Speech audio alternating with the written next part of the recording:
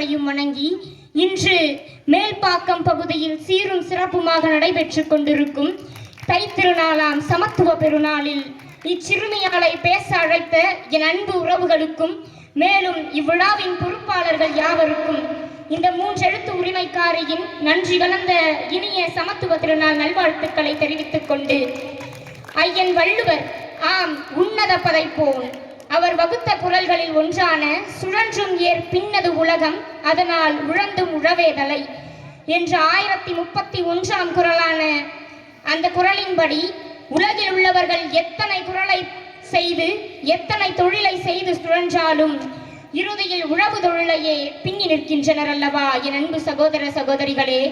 ஆம், பழையன கழிதலும் புதியன புகுதலுமாய் மார்கழி விடை பெற்று தைத்திருநாள் வருகிறது. மனதில் உள்ள கசடுகளை தீயில் இட்டு மகிழ்ச்சி பயிரை நெஞ்சில் விதைத்திடுவோம். உழைப்போரின் வியர்வையில் விளைந்த நெல் உலகிற்கே உணவாகும் அமுதம் என்பார்கள்.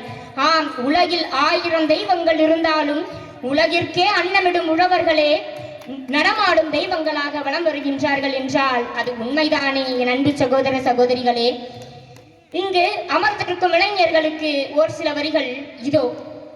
ஆம், உன்னால் முடியும் என்று நினைத்தால் உன்னை வீழ்த்த யாராலும் முடியாது என்பார்கள்.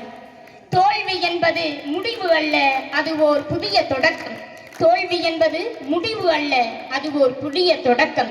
என் அன்பு சகோதர சகோதரிகளே, சுழன்றும் பின்னது உலகம் என்று வள்ளுவர் கூறியிருக்கிறாள் அல்லவா.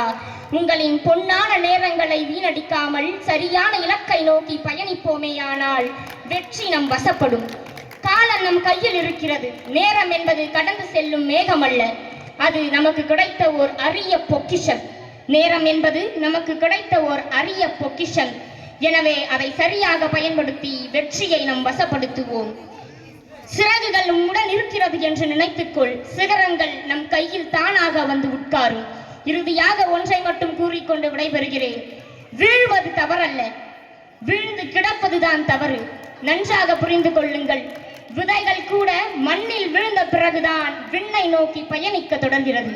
விதைகள் கூட மண்ணில் விழுந்த பிறகுதான் விண்ணை நோக்கி பயணிக்க தொடர்கிறது.